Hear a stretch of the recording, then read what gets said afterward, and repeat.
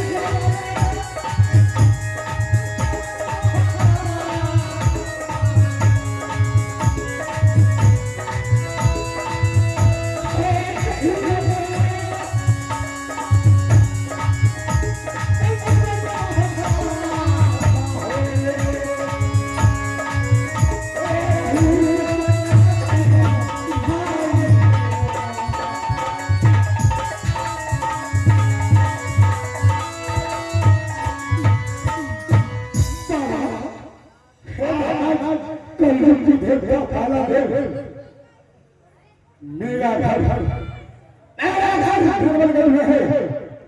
मेरे पिताजी नाम मेरे पिताजी नाम तब सिंह है, मेरे भाई साहब नाम राजा गल, हर उसका छोटा भाई मेरा नाम बाबा भूषण सिंह है।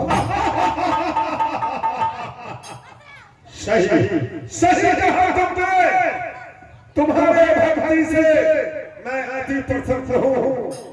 तुम्हारे आज कुछ कहने के लिए आया हो और दर्शक दिया हो, सुनो जो मैं ऐसी सी बात है जो मैं अपनी पाठशाला को रहा था और आप मुझे कहने के लिए आए बाबा। हाँ, मैं किसी को दर्शन देता नहीं, मेरा ही नाम है कल्लू का देवता काला देव। सुनो कहता हूँ से एक धर्मपुर का राज 14 देश का है, 21 का है बाबा। ऐसे 14 देश का ऐसे राजा मेरे भाई से मुझे दो भाई भाई है, बात क्या है बाबा? बात कुछ नहीं है, तुम्हारा भाई बुद्धि भ्रष्ट हो गया है। ये 14 देश का राज प्रीतम सिंह को था, उसमें तुम 2 भाई हैं, चलो इसी आधा तुम्हारा तो होगा बाबा। आप मेरे भाई ऐसी बात क्यों बोल रहे हो? मेरे बड़े भाई साहब तुम्हारा राज बचाने के लिए बोल रहा हूँ। उसका काम है राज में जाके जुए के अड्डा पर पासा खेलना। जितना तुम्हारा पिता का प्रीतम सिंह का धर्म था, उसका मालिक वो है, राजपाट का मालिक वो है। इसलिए मैं तुम्हारा राज बचाने के लिए तुम्हें एक ज्ञान दे रहा हूँ, समझा? ओ सोचने का आधा तुम्हारा है। घर के बारे में अपने घर के बारे में उल्टी बात कर रहे हैं। बात क्या है बाबा? बात यही है कि राज बचाना है तो जाओ भाई के साथ में एक हाथ पासा खेलो।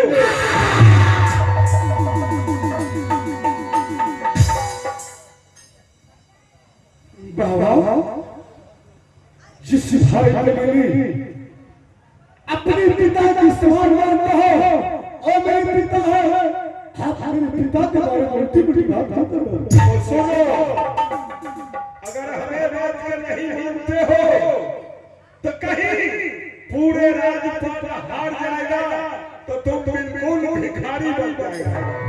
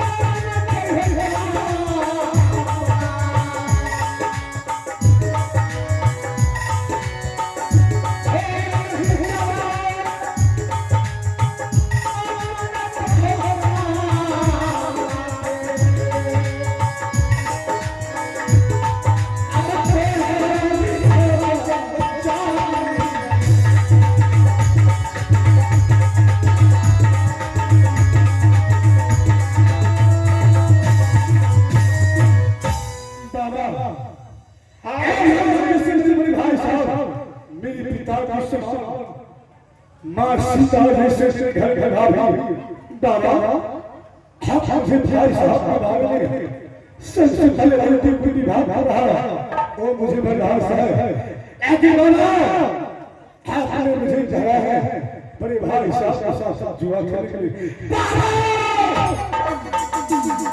कभी नहीं हो सकता मैं तुम्हारे बातों को नहीं आ सकता बाबा सुनो अगर नहीं मानोगे बात के तो बाद में पछताओगे बाबा ऐसी कौन सी बात है जो मुझे बाद में पछताना होगा ऐसा ज्ञान कोई नहीं बताया होगा सुनो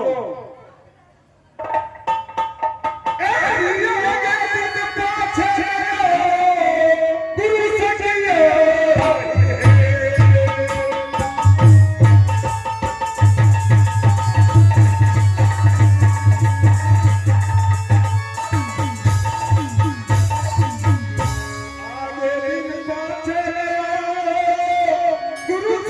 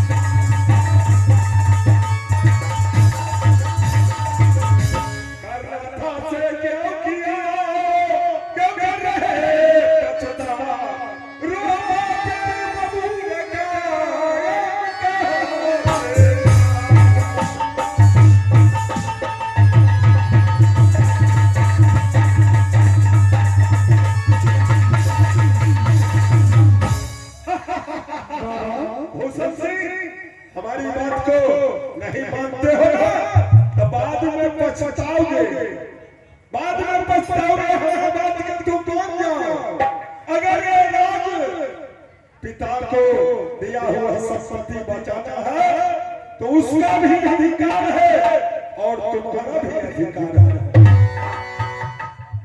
बाबा हाँ तुम्हारे कहने का मतलब यह है जिस जो कष्ट राज में घर उसका साथ को सहारा होगा उस समय दो भाई का भैया हूँ बाबा क्या बड़े बड़े भाई साहब इस 14 कोस की राज जीवा पे दाव लगाते हैं इसका तो कोई पता नहीं है कब हार जाएगा कौन राजा महाराजा जीत लेगा कौन तुम्हारे निर्मलपुर पर चढ़ाई कर देगा इसका कोई गारंटी नहीं है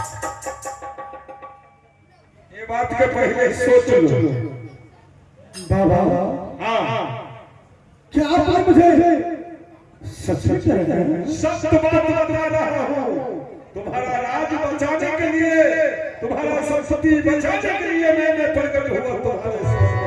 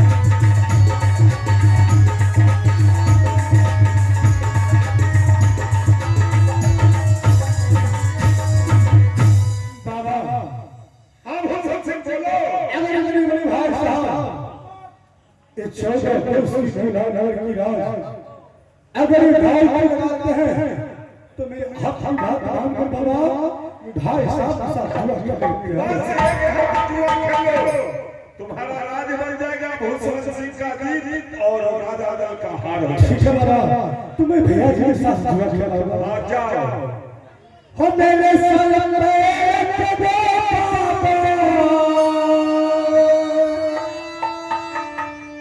ए अपनी अरे देना है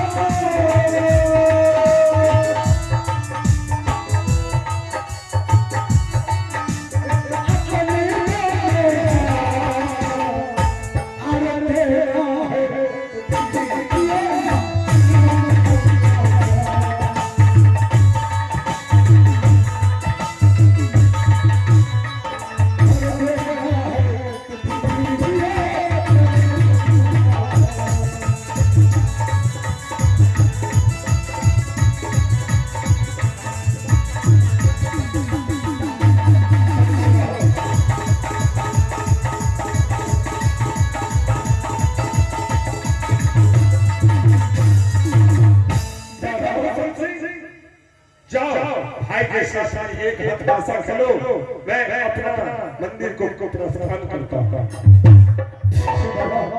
बाबा मैं अपने भाई साहब के साथ जुआ खेलने के लिए तैयार हूँ। ठीक है, जाओ।